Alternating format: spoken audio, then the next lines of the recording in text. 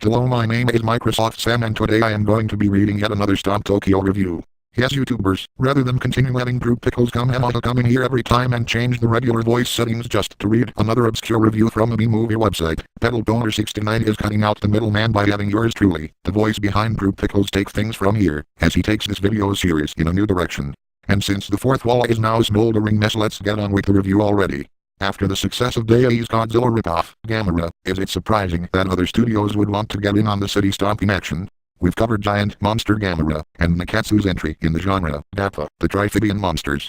Now we bring you the Japanese/South Korean co-production, Yongary, Monster from the Deep. Set in Korea, Yongary introduces us to a bunch of characters whom we will follow throughout the movie, but thanks to the English dubbing job, we never learn their names. The film opens directly after the wedding of the characters. The bride is on that, but we never figured out the groom's name, who drive away from the ceremony wondering what happened to the on-mass little scamp of a brother, Icho. Suddenly, the bride and groom begin itching wildly.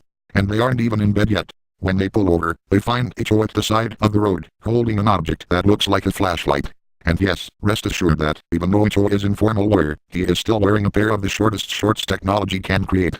Luckily Ilo, an inventor who is dating Icho's sister, soon happens by, and he explains to the couple that they have nothing to worry about. The happy couple leaves, and Ilo chastises Icho for using an experimental light ray thingamajiggy, stolen from Ilo's lab, in his sister. Here is the dialogue that results. Ilo, don't you realize they almost scratched themselves to death?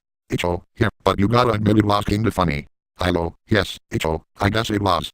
Later that night, the bride and groom adjourn to their wedding bed. The resulting scene reveals that the two are about as comfortable being alone with each other as Ned Beatty and Bill McKinney.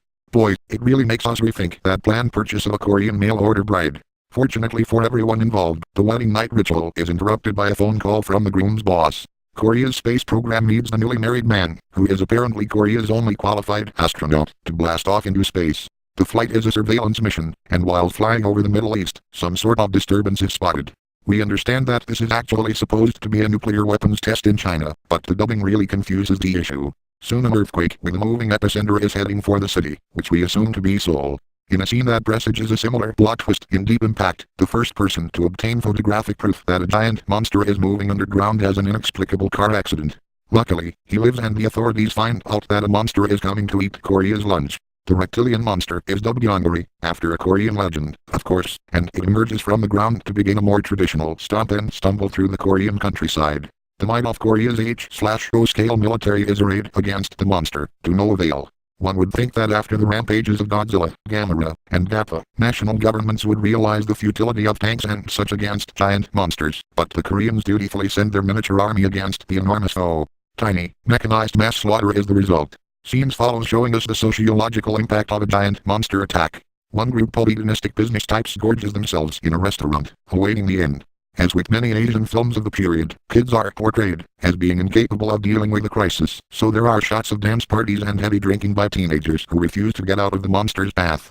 Meanwhile, hordes of responsible, read older, citizens evacuate Seoul on foot carrying their prized possessions with them. We noticed that for some of the evacuees, their most prized possessions included end tables and buckets. This was obviously before Korea's economic boom. Yongary rampages through Seoul. Ilo runs into town to see the monster, because nobody knows what to do this time, neither the generals or the so-called politicians.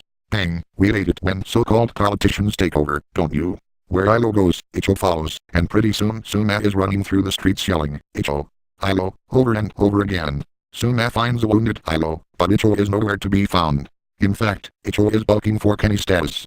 If you're familiar with the Gamera series of films, there was usually a kid in short pants, often named Kenny, who would be the supreme source of information on the monster. Kenny would also have unlimited access to all levels of political and military power, allowing him to mix freely with those in a position to take action against the monster, once they had the benefit of his prepubescent wisdom.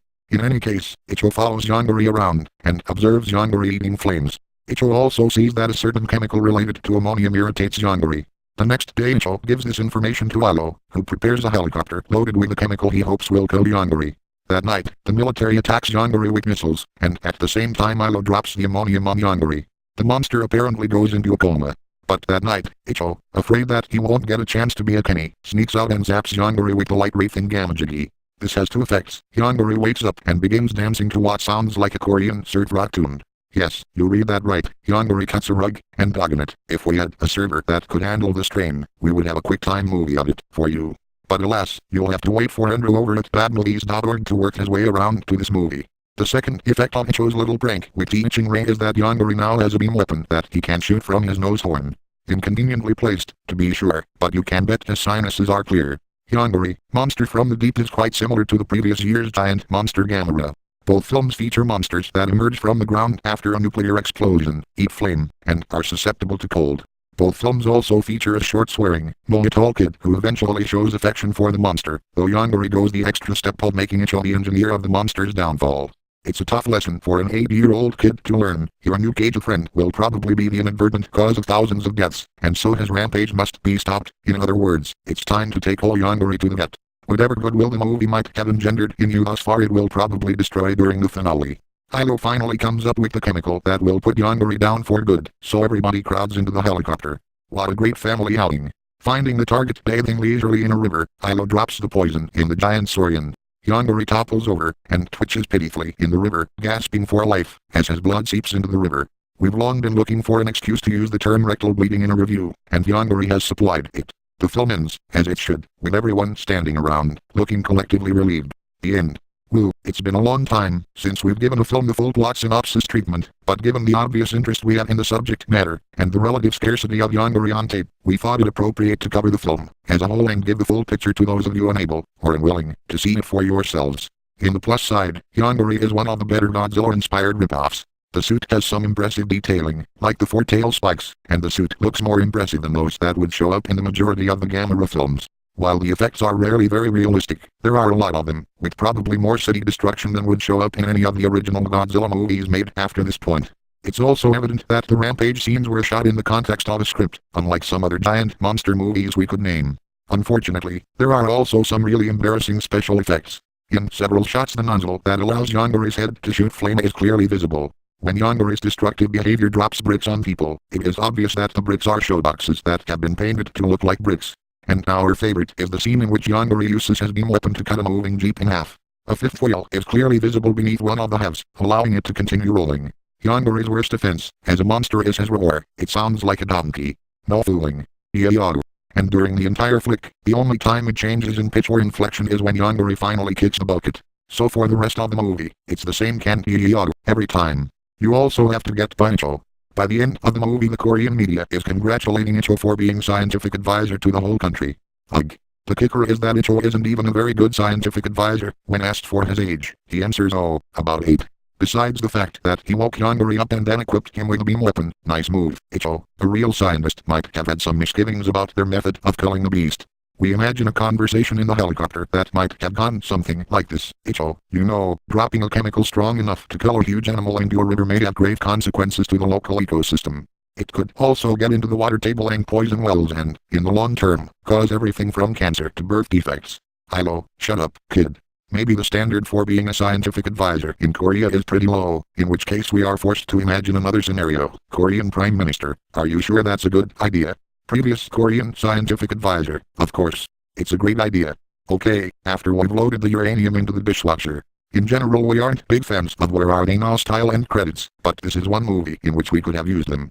We were so attached to these characters, especially the astronaut guy whose name we never learned, that it would have been nice to catch up to these characters later in life. At the end of the film, Hilo promises to marry Suna, but can their love survive after Hilo meets his new lab assistant, Leda? Which will it be, Hilo, Suna or Leda? And we would really hate to miss watching Icho rob his first convenience store. We go through a lot for you people. We hope you realize that. Well folks, thanks for watching and stay tuned for more swell-foot-tastic fun from Pedal Boner 69's channel. Later YouTubers.